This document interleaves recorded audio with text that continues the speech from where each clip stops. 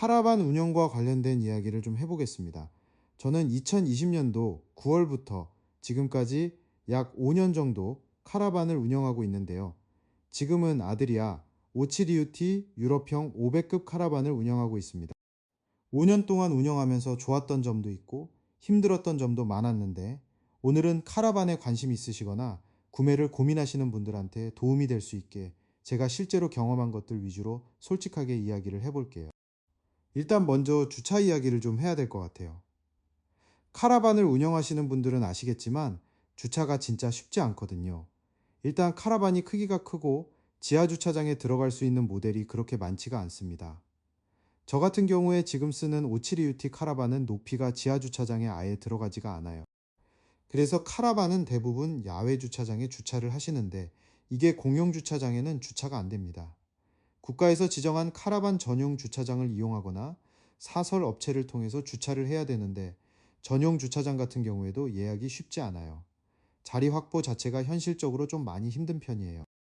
그래서 솔직한 조언을 좀 드리자면, 자기 집에 주차 공간이 마련된 상태에서 구매하시는 게 제일 좋고요. 그리고 현실적으로 카라반 운영하시는 분들은 좀 요령껏 하시는 경우가 많아요.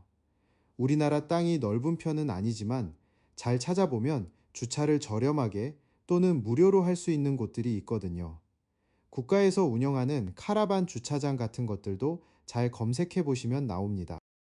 근데 한 가지 말씀드리고 싶은 건, 카라반을 운영하다 보면 주차 문제로 좀 눈치를 봐야 되는 상황이 생겨요. 일반 분들이 카라반 주차를 좋은 시선으로 보지 않는 경우가 많거든요. 그래서 좀 눈치껏 하시는 게 좋습니다. 그 다음은 유지보수 이야기를 좀 해볼게요.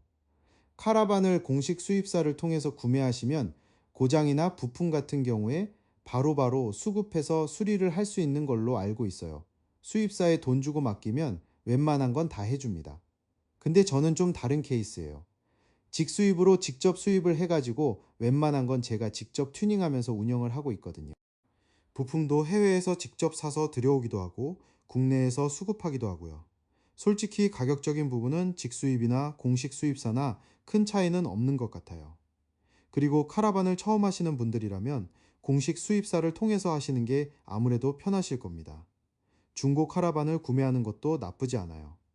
왜냐하면 카라반이라는 게 기변을 많이 하기 때문에 중고 매물 중에 상태 괜찮은 것들이 꽤 많이 있거든요. 자, 그러면 실제로 어떤 고장들이 있었냐면요. 이게 카라반은 모터가 달린 게 아니기 때문에 큰 고장은 별로 없어요. 대신 자잘한 고장들이 좀 있습니다. 주행 관련해서 브레이크 디스크 마모라든지 내부 수전 버튼이 고장 나거나 수전을 올렸는데 물이 안 나온다든지, 워터펌프가 고장 난다든지, 손잡이가 부러진다든지, 이런 자잘한 것들이에요. 근데 제가 운영하면서 비용이 크게 나간 게 한 번 있었는데, 브레이크 드럼이 깨진 적이 있어요. 유럽 방식은 전자식이 아니라 드럼 방식이거든요.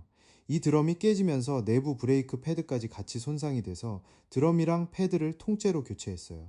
이건 제가 직접 하진 못하고 카라반 업체를 찾아가서 했는데, 부품은 제가 직접 사고 공임만 맡겼거든요. 그때 비용이 좀 나갔던 것 같아요. 그 외에는 워터펌프, 수전 스위치, 기타 소품 부품들 교체하는 자잘한 비용들이고, 전체적으로 보면 유지 비용이 크게 많지는 않은 것 같습니다. 제가 아드리아를 2022년도에 구매해서 지금 4년 정도 운영을 했는데, 브레이크 건 빼고는 크게 돈이 나간 건 없었어요. 이제 실제로 카라반을 끌고 어디를 갈지 여행 이야기를 좀 해볼게요. 저도 캠핑을 조금 해봤거든요. 근데 텐트 치고 하는 게 정말 힘들어서 카라반으로 넘어온 건데, 이 카라반도 생각보다 그렇게 쉽지는 않아요. 견인해서 목적지까지 간 다음에 정박 세팅하고 퇴실할 때 정리하는 것도 텐트보다는 낫지만 그래도 손이 많이 갑니다. 그래서 솔직히 말하면 1박 2일로 카라반을 끌고 어디 간다? 저는 이거 캠핑이 아니라 노동이라고 생각해요. 진짜 육체적으로 힘듭니다. 저는 그래서 그렇게 가는 스타일이 아니고, 웬만하면 최소 2박 3일에서 3박 4일 이상은 가요.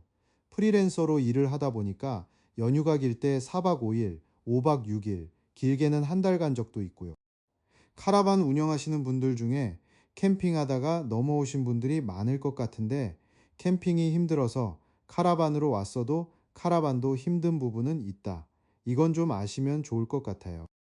그리고 캠핑장 예약 이야기를 좀 해야 되는데, 카라반은 부피가 크기 때문에 일반 캠핑장에 안 되는 경우가 많아요.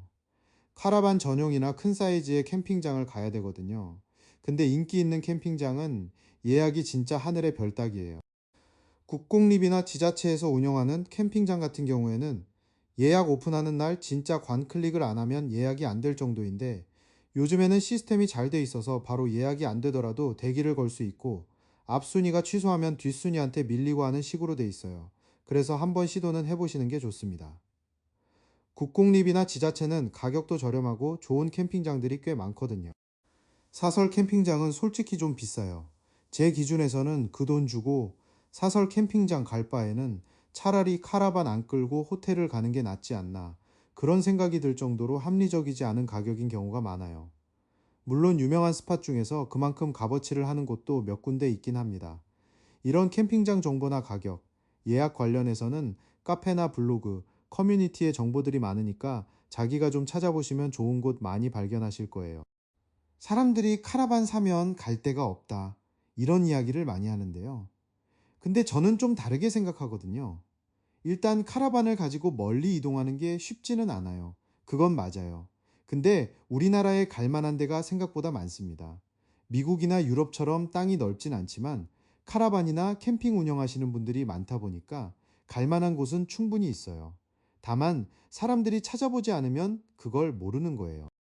예를 들어서 제주도만 해도 카라반 끌고 갈 데 없다, 이런 이야기가 있는데, 제가 실제로 제주도에 카라반 끌고 한 달 가까이 여행을 간 적이 있거든요. 찾아보면 생각보다 많이 있습니다.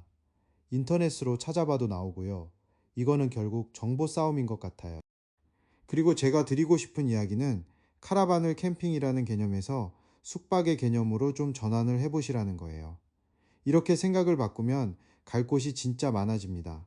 저희는 새 아이를 키우고 있기 때문에 저는 이걸 숙박 개념으로 생각해요. 카라반을 끌고 아이들이 좋아할 만한 관광지에 가서 스키장이나 워터파크, 에버랜드 같은 데 버스 주차장이나 큰 주차장에 주차를 해놓고 거기서 숙박을 하는 거죠. 실제로 에버랜드도 가봤고 여러 관광지 주차장에 세워놓고 다닌 적이 있어요.